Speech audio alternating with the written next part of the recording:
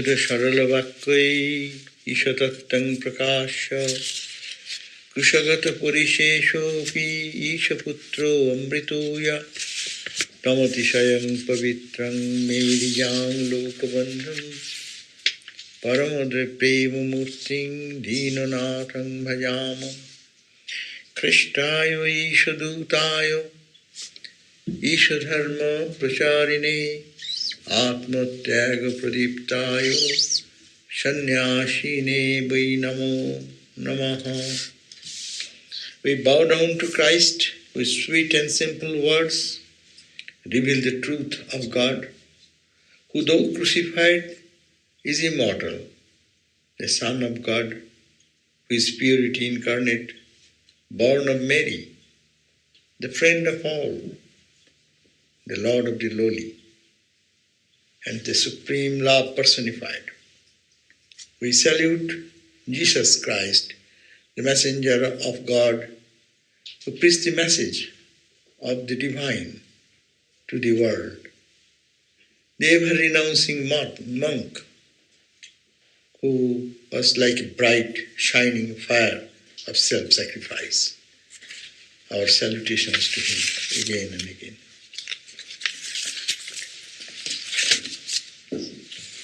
We are here today. This month is auspicious. Auspicious because it's a Christmas, as also for Holy Mother Sarada Devi birthday. And so we thought to think about the motherhood of the divine. This whole universe has been created, as we know. Whether we go to the Vedantic concept of the Upanishads or any spiritual perspective, it is all created out of love, out of compassion, out of sweetness, out of joy. So, whether God manifests in the male body or female body, that's our concept of gender concept. In God there is no gender. God is all love, God is all purity, God is all divine. But how do we know He is God love, full of love? Unless when He manifests, when He is born as a human body, in the human body. That's why the infinite love, unconditional love, that is the very characteristic of the divine. In this world, whatever we love, that is the touch of that divine motherhood. Swami Vivekananda in one place said that when a baby is mother in the mother's lap, look at that love. See the love in the friends shaking hands. See the love, the mother kissing the baby. Like that, wherever you find any expression of love, that is the love of the divine. But those are little sparks of love, little touch of love. And that love has a waxing and waning. In one mood, it may be expressed. Another mood, it may go down. But we are talking about the love of the divine, which is unending, which is constant, and which is always all-pervaded. The motherhood is the characteristic. Motherhood is the characteristic of sweetness in mother as we feel it. It's a characteristic of love. Motherhood is expressed as sacrifice. Mother can sacrifice her life, her everything for the child. Mother's love is unconditional. Our love is conditional. But mother's love, unconditional, means it doesn't expect anything. Love for love's sake. That's why it is the highest love. Ideal, I was talking about ideal mother's condition. Sometimes some people may have some different concept of love or some suffering from mom. That is not our subject of discussion here. We are talking of the mother, means really divine mother, the real mother who are everywhere. Even we can find this characteristic in the birds, in the animals. You see some leopards, children, the ducks.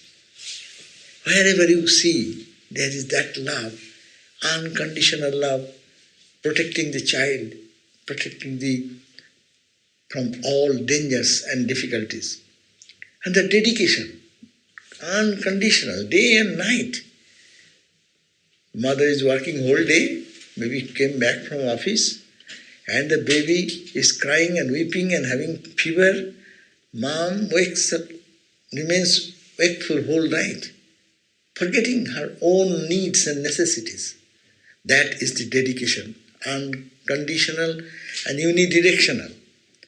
What the baby can give, baby only can cry and smile. But that's enough for mother. But what mother gives, that is the unconditional, unidirectional, and sympathy. Sympathy for the child, empathy for the child, saving the child, just in the jaws of even sacrificing herself, and just in any odd situation, at the jaw of death even, they can go forward to protect the child. And baby, it is another thing. Baby is put into the lap of mother, means baby feels secure, 100% secured. Before that, baby may cry, but when mother's arm, then baby feels totally protected, secured, and there is no fear. Fear goes away. And confusion and doubt, mother continuously removes from the mind of the children. Doubts and confusion, misunderstanding, ignorance, mother is always pushing that away, teaching the baby to learn the language, to talk, to stand, to how to behave, everything. She is the greatest teacher in the world, mother, divine mother. And these are only can be found in our earthly mothers. Some may be more, some may be less manifested. But we are talking of the cosmic mother. Suppose you can imagine that you add all these divine qualities and make it a compact manifestation. That is called the incarnations when they come. That is called the mother in the motherly form or in the fatherly form. And Christ and Buddhas, in Ramas, in Krishnas, and Ramakrishnas, you can find that undying love for protecting whoever is there in the world, in suffering, in pain. It is universal, not depending on how good is that boy or bad, or how rich or how poor, how educated or not. Whatever be the condition of the child, his mother is there for equally, more rather than mother's love is found more for the weak child. For the strong child, mother knows that he can manage or she can manage himself or herself. But attention goes to the weak and the lowly. So those are the characteristics and the qualities of the mother, this maternal affection, this state of motherhood is manifested when God descends. So in this month we are thinking of Christ more. When He descended, you can find that these characteristics manifested in his life so spontaneously. We think that it should be a woman body. It is not that. It is the same flow of love as we find here, as we are talking about Mother Mary. You can think of Mother Sarada. This time we'll also think about Mother Sarada a little. So, see the unconditional love as manifested in her life, and this protectiveness, this care, that is to be meditated upon. That is the name and form, maybe Christ or Buddha or Ramakrishna or Mother Sarada, Mother Mary.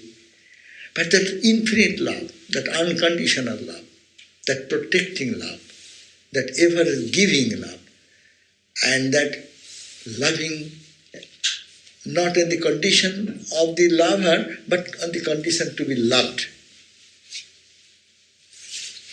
The child's condition, mother accepts as true, and mother serves the child in his or her condition. We judge, our love, our affection can dry out if someone is doing something not to my will. My condition is not satisfied. Then we will be putting our hands off from there. But mother is the just opposite. Whatever the child does, this mother is very common seen in the village areas. As I was growing on, I saw that two mothers started quarreling with each other. Why? The one son, both the children, they got into fight for some reason. And mother thinks that my son is the right one. My son cannot do that. And the other mother also thinking, my son cannot do that. So your son is the problem. So the fight goes between, or quarrel goes between the child, comes to the mom. Because each one loves their child so dearly, they cannot believe that my child is in fault. That is not fault finding. That is very spontaneous thing of motherhood. That's why Holy Mother said, no, my child, if you want peace, my child, don't find fault with others. So this is a very unique illustration. You can find hundreds of such stories in the great souls, that how motherhood manifests. So when God descends, it is out of infinite mercy and compassion for humanity. And for what purpose? For the redemption from all sins. Sins means in Vedanta we call ignorance or selfishness. What is the sin? Sin in Vedanta is equal to selfishness and meanness, selfishness, ignorance. That is the sin. To redeem from that aspect. So when God comes, we all know that they come to protect us, give us shelter and support, and to redeem our karma. That's why Ramakrishna also said this, he is born as destruction of all karma. So karma or sin or whatever language you say, that means from the negativity to our real identity of the divine. So that is out of infinite compassion, out of infinite mercy, God descends.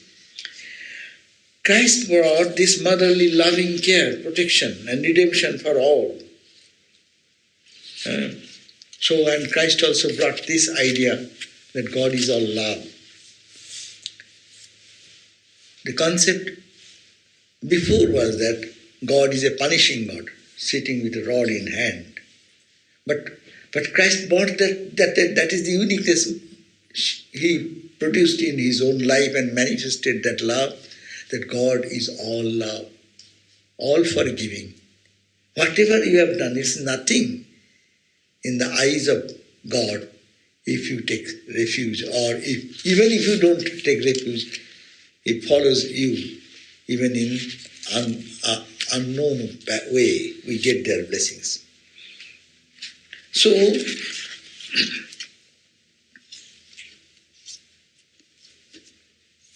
Christ is calling all the time, no? See, with the arms stretched, come to me, all you who are weary and find life burdensome, and I will refresh you. That is the call of Christ. Say, come ye, of the stressed and whoever in the world, who feel life burden, where there is weariness in your life, here I am to help you, to protect you, to guard you, to take you in my arms. And I will refresh you. All the sins, all the misdeeds, all the fear, all doubt, all feeling of loneliness is wiped out by that compassionate grace. This is the motherhood. We find that in the life of, in the Sermon on the Mount, has been most of you have read the book of Swami Sarvadevananda, beautiful, wonderful book. So, Sermon on the Mount is very great, grand advice and instruction for a very purer type of soul. In the society we live in different plateaus. Our mental condition is different. Someone may be extremely pure soul, someone is a clouded mind with little sinful mind or negative mind and goes down to ordinary people like us. No? But God does not come for one category of person. God comes for all, everyone's purpose to redeem everyone. Therefore we find in the Sermon on the Mount, the advice is given for a very high-class students. Blessed are the pure in heart, for they shall see God. Where is the blessed in the pure in heart? It is all the direct disciples, Matthew, Mark, they are of a category. They can understand that message. Ramakrishna came in this age, he spoke the highest wisdom and knowledge to Vivekananda, Brahmananda and others we hear, and shutting the door outside. No, others are not permitted to hear that voice because it will not do good to them. Here is also the highest message is being given in the Sermon on the Mount, that you be pure, blessed are the, you give your one cheek for the other, don't look upon lustfully to someone. This highest category of advice has been given for purity and thing. So be ye perfect as your Father is perfect. In the heaven is perfect. So this is for the high category students. And those who are given for them, because first they will get that message and improve their own life and be like Christ, mouthpiece of Christ.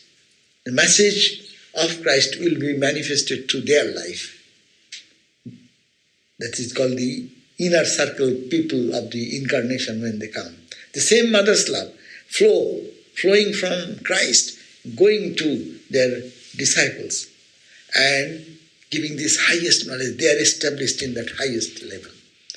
Now when he comes down from that higher level, then he is come down from the mountain, and then we find that majority of the people, masses, all around. And they are flocking around him. And they don't understand your high philosophy. They are artha. Artha means in trouble in life's situation. They need money. They are poor.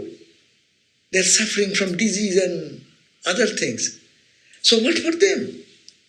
What blessed are the pure in heart does not work there. I am in suffering. So I need some support there. Then I can understand God's grace is there. So in phrase this, how much compassionate God is when He comes to take our ourselves to God. He's creating this environment and all are flocking around and He is doing miracle. People call it doing miracle. But no miracle. It's an expression of infinite love, unconditional love. Therefore we find that when He came down, the crowd followed Him. And Matthew says, one leper came, Jesus stretched out His hand and touched him and said, I do will it, be cured. And he was cured. What does it signify? What love is this? Yes, it is love. Tremendous love. Who can take that pains and agonies of a leper in his own self and giving him the relief and taking the burden to himself? It happened with Ramakrishna.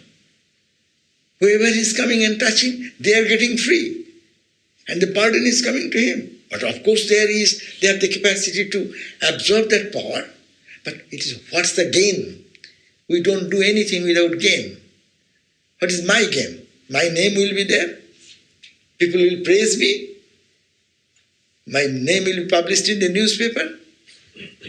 Or someone will say, ha, what a great clapping of 100 people. If not, then why shall I do any good to anyone?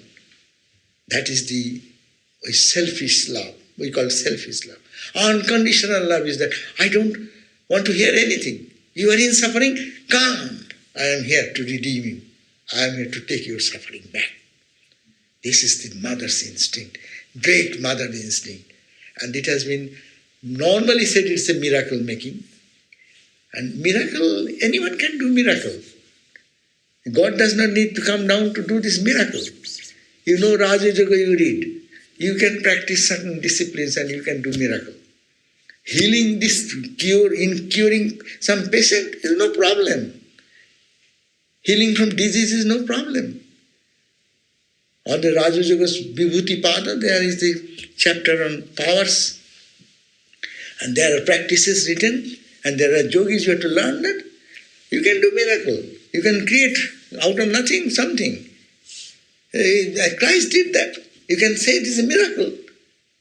But it is not. Christ is doing for some other purpose. A greater mission, greater expression of God's love. To feel that you are searching for love in the world. See, God's love is how much deep and profound and how much withdrawing your all load from you. And then He is taking away everything. So have love for God and make your life blessed. To redeem everyone from the state wherever one is there. So we find that another example we can cite, that there one centurion, he has his serving boy, he had some paralysis and he was in the bed and he approached Christ. So you should cure that boy and I have faith in you. Then he said, okay, let me go to your home and I'll cure. Then the centurion said, why are you to come to my home? I am a centurion. I have my guards. If I tell, do this, they will do. I need not have to do that work. So you can do it from here.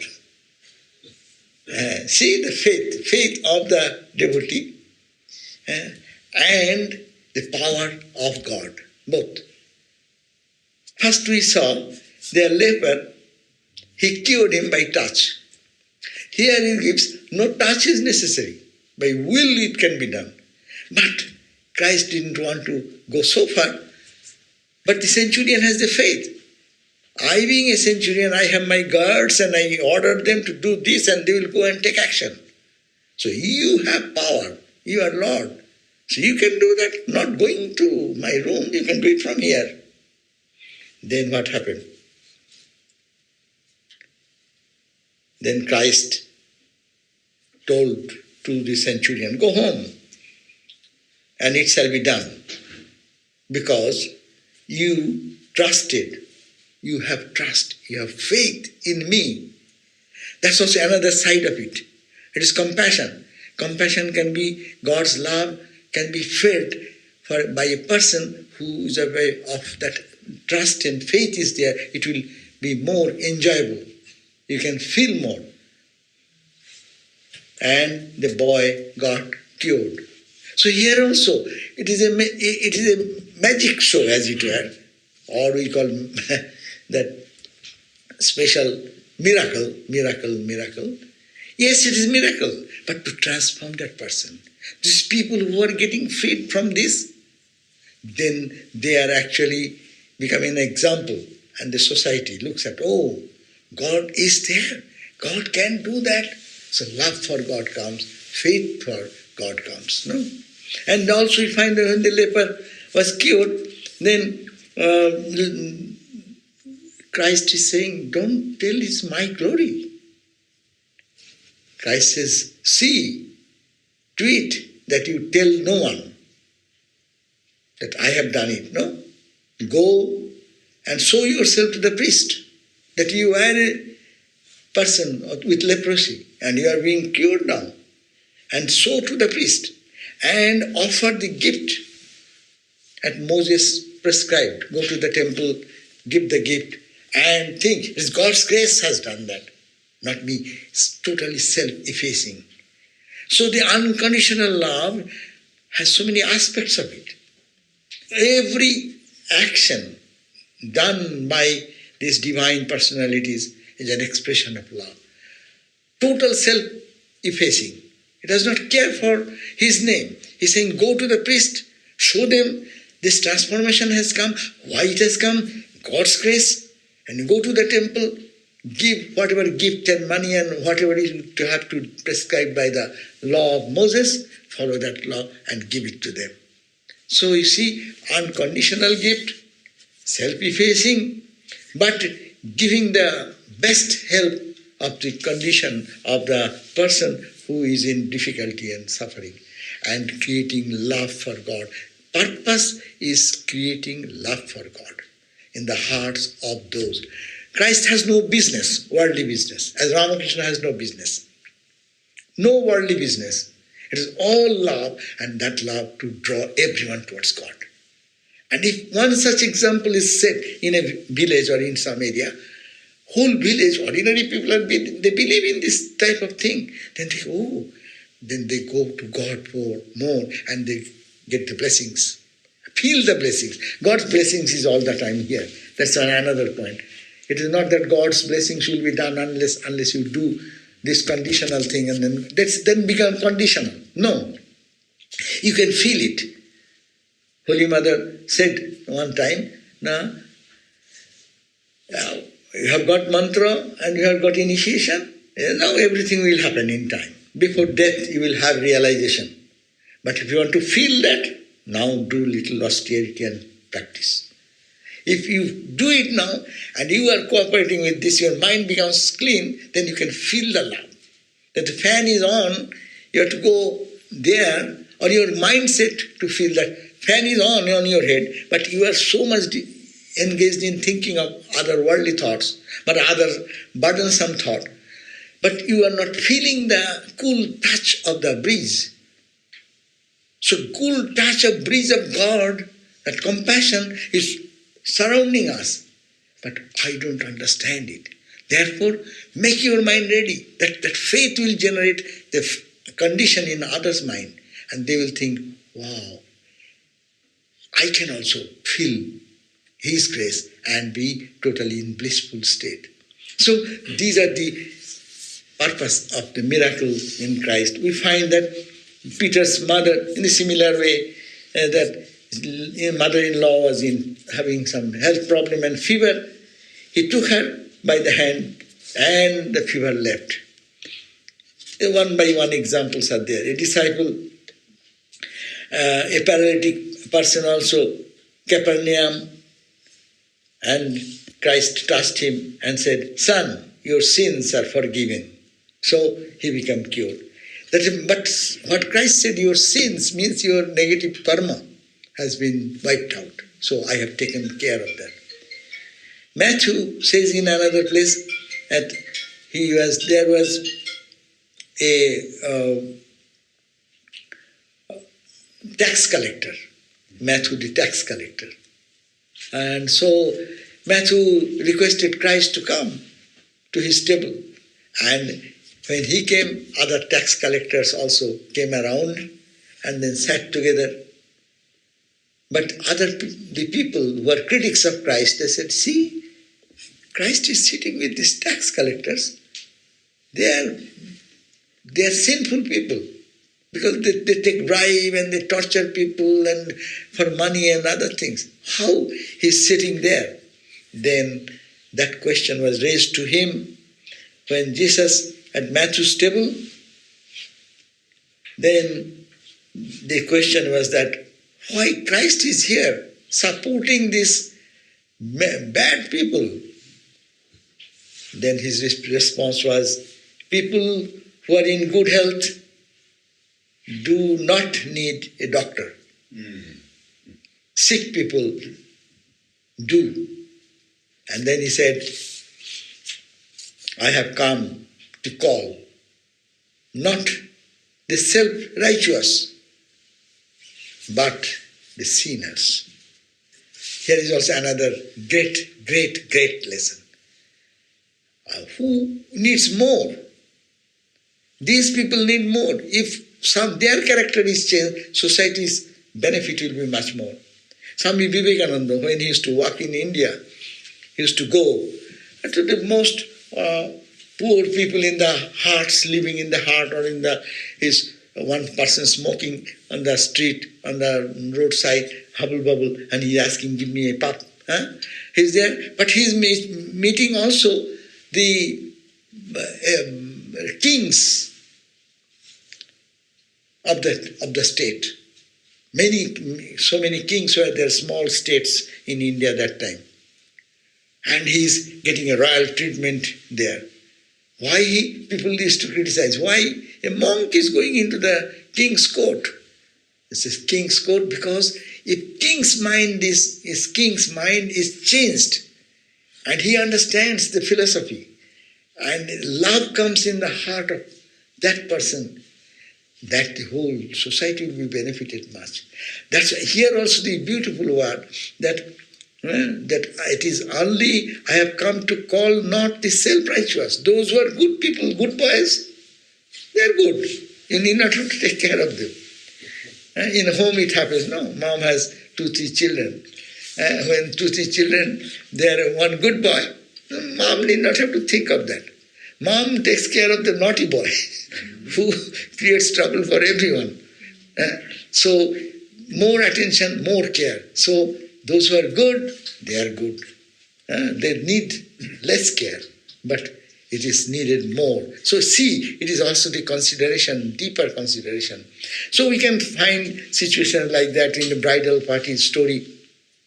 Christ created the wine, that story. And then it is, and what is the business in Christ creating wine for a bridal team? Here the question is not that. That person, the wine was dried out or finished, or they have finished. And that was to save the face of that bride who embarrassed in that situation, to feel the suffering of that person and to redeem them, compassionate. That's why it is a miracle to save faces for the newly married couple. That indicates that compassionate response and love for them by Christ. We find that Christ, people think that in that age, he was a supporter of the women. Even you see Mary Magdalene and others' life, people even still talk much about their life. But it is for redemption of all they come. And it is today's in 21st century, it is not very strange that women are so much have the freedom to move. But in that time when Christ came, they were not free to move so freely. So, and that time we find that when Christ is moving with his monastic disciples, or along with that, here also Jesus traveled about from one town to another village to another, proclaiming the good news of the kingdom of God. that is according to Matthew, Luke. The 12 were with him, and also some women like Mary Magdalene, Joanna, Susan, and many others.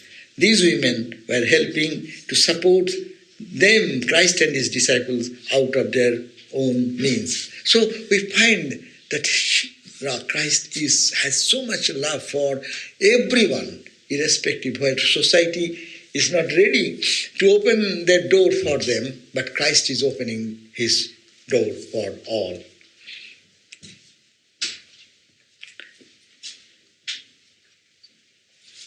Here is another story, very small story. The one woman who was subjected to severe health problem, and that reference is given in both in Matthew, Mark, and Luke, and all tell the story about that lady had been suffering from bleeding for 12 years, and she was suffered and she was ostracized. Seeing Christ, she touched the edge of the cloak of Christ. Instantly, she got cured. And she came out and threw herself at the feet of the Lord Christ, and as if she has done something without permission. So she felt embarrassed. But Christ said, see, that's mother heart. What Christ said? Christ said, daughter, with extreme tenderness, Christ said, daughter, be of good comfort. Thy faith hath made thee whole. Go in peace. It's really this very touching story. And she is feeling embarrassed. She has not taken permission. She is cured. But the compassion of Christ is that she is calling her as my daughter. Daughter, be of good comfort. Your faith, you believe that I can cure it. That means God's grace is there. You believed it. And you touched it. And that has made you whole, free from your all ailments and suffering. It is you. So go in peace now. And what is the return? He is not asking money. He is not doing anything. But he is only taking away all the sins or all the sufferings of others.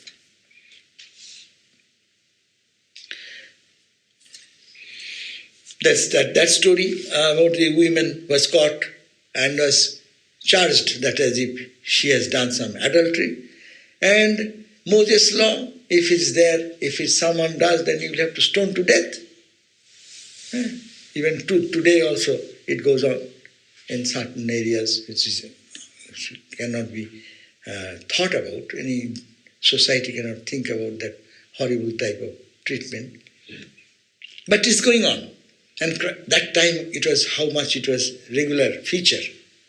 And you prove, okay, prove or disprove anyhow, poor guy. Then if Christ says that release him, release her, then you are going against Moses, our predecessors, our law, you are breaking the law.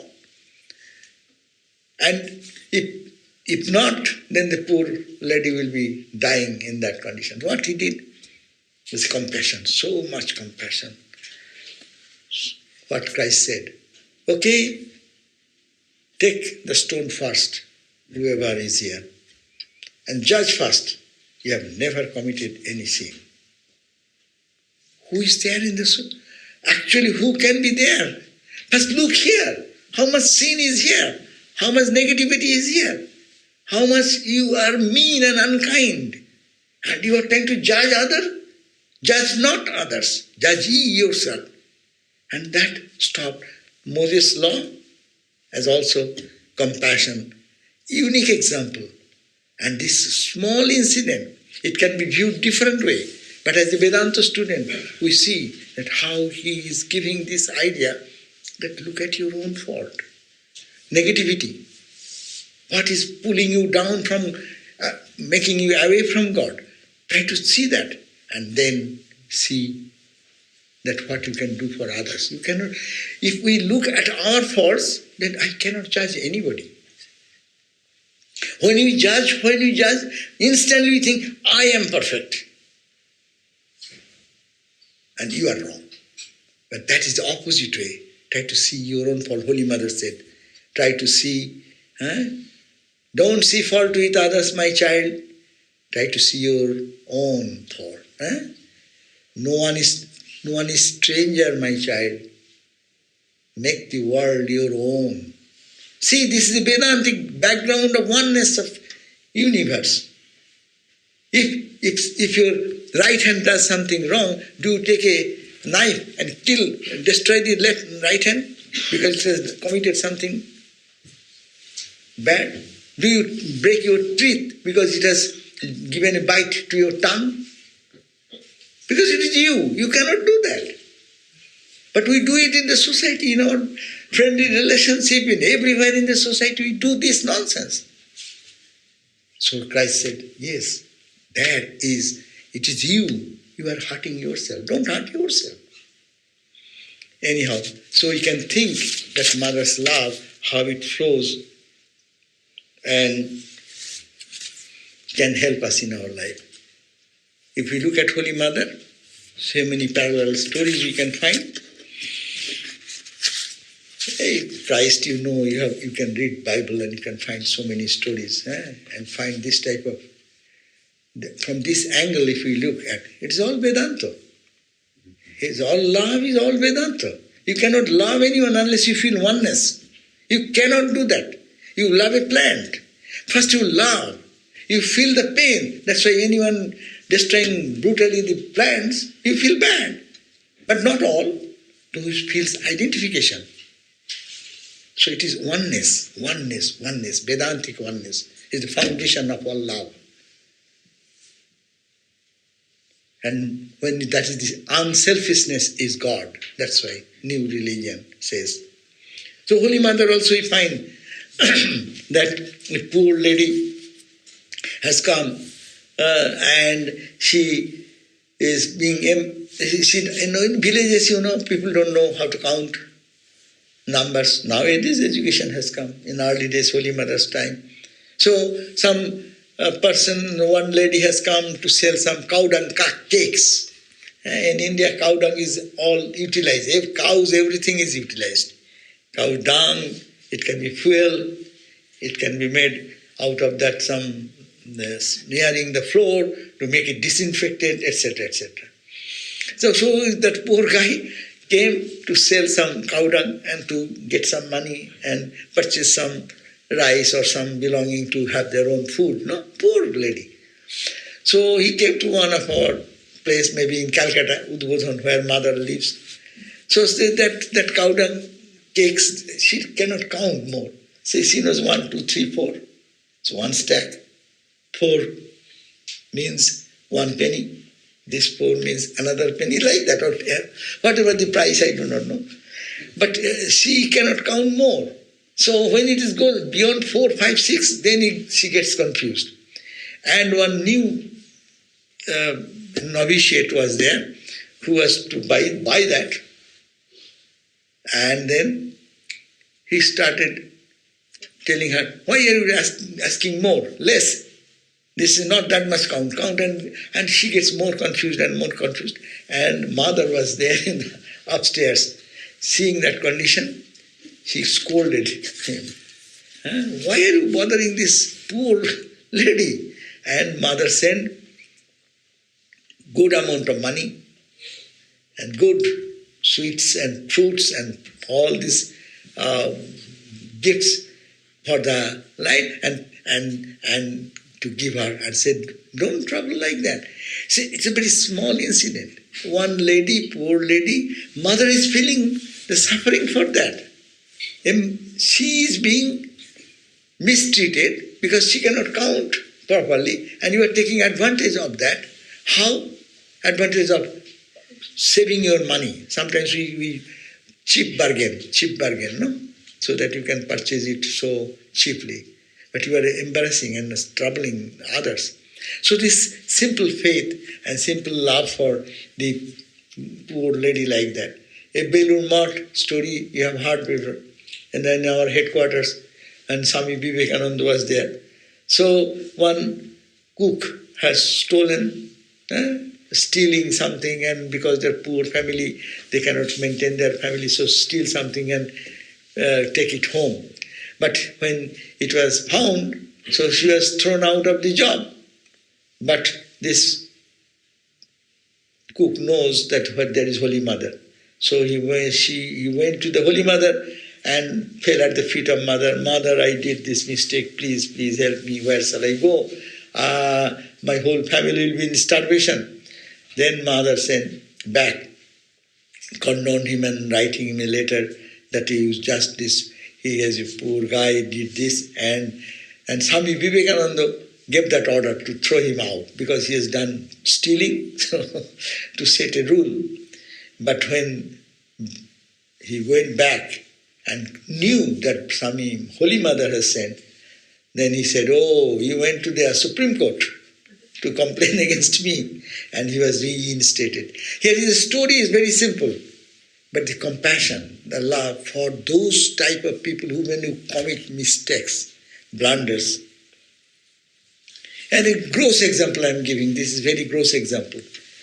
Holy Mother, one time, a woman belonging to a low caste person, that means a dome family, that means who used to have been dead bodies, burning the dead bodies in open cremation, in cremation place. And she fell in love with a guy. She gave up everything, her own husband and family, everything, and in an illicit relationship. And now this man wants to leave her. So this man, for whom the lady gave up her everything, her family and everything, is now want to give her away. So she came to Holy Mother and crying and weeping. Mother called that man and scolded him and said, great evil will befall upon you if you leave her, this lady who gave up away everything and only falling in love with you.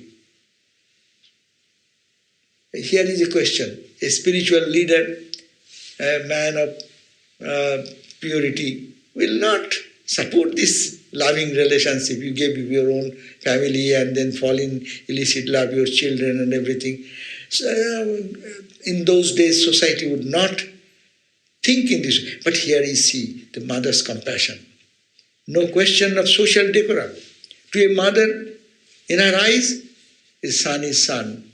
Whether he has done something right or wrong, protection of that person is more important. This is unusual compassion, which religious people will avoid. But mother was not an ordinary. Her love knows no bound. Drunk husband was dashing her wife on the ground and was misbehaving with her. And the mother cried out and shouted at her, and then to stop that type of torture on that person. So we find that small stories like that in Holy Mother's life. If we see a drunkard, a person who is intoxicated in drinking, those who are in the low level of character, they are coming, but mother compassionately supporting them, telling them, feeling them to feel that they are to rise up above, and at the same time full of supporting them like a mother's heart.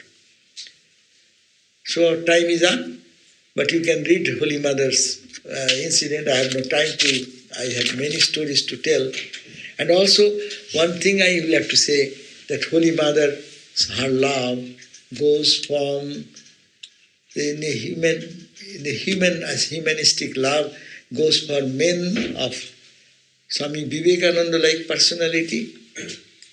Holy Mother is the mother of Vivekananda. And Holy Mother is the mother of even that ordinary person who has committed some blunders. Not monks, ordinary people gone out of the way, drunk and diseased and all this. Holy Mother loves even the ants crawling ant someone is going to kill. Mother said, don't deal. I see God's hand, God's eyes there. So, cat. Some cat used to, naturally cat what they will do? If you don't give good food, then they will steal, no? So, fish, you cook fish in India, it is found, and cat will go and take away the fish. And naturally, the brahmachari and monks who are there, they used to drive them away. Naturally, give one or two beating. Ma saw that this is going on. So long mother was there, mother could give protection for them. But she's coming back to Calcutta, then she called this monk and the brahmachari. You see, don't beat the cat, because I am in the cat. You beat him, I get the burden. This is a very deep, profound, very simple statement. But it is me there. That is the love. Cats suffering, cows suffering, suffering of a talking bird. So the mother is actually loving Eastern people, Western people. Mother, in those days, Brahmin women, Brahmin widow, to be with the foreigners. That time it is a foreigner, because British rule was there. And they don't miss, they cannot meet face to face. And the society was, because of the British ruling and things, there was so much aversion to them. But you see, when Swami Vivekananda went back with Margaret Noble, Sister Nivedita, the Sister Christine, Josephine MacLeod, etc., Mother accepted them with the same, more love. He said, Noreen has brought some beautiful lotuses from the West. So her love flows for everyone equally, unaffected by any conditions. So this is the Divine Mother's love, both in male form as Christ and in the mother form in Sarada. So we pray that we can get a little touch of this love in our life. Thank you.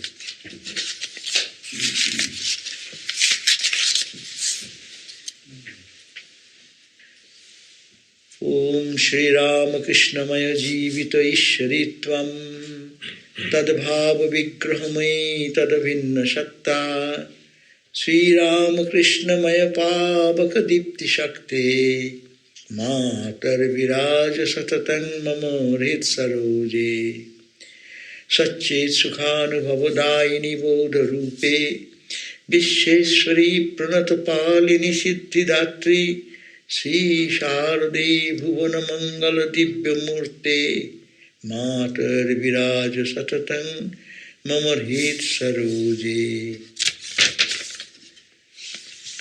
Living goddess, a living goddess filled with Sri Ramakrishna. O Mother, you are the realization of his essence. You are none other than he.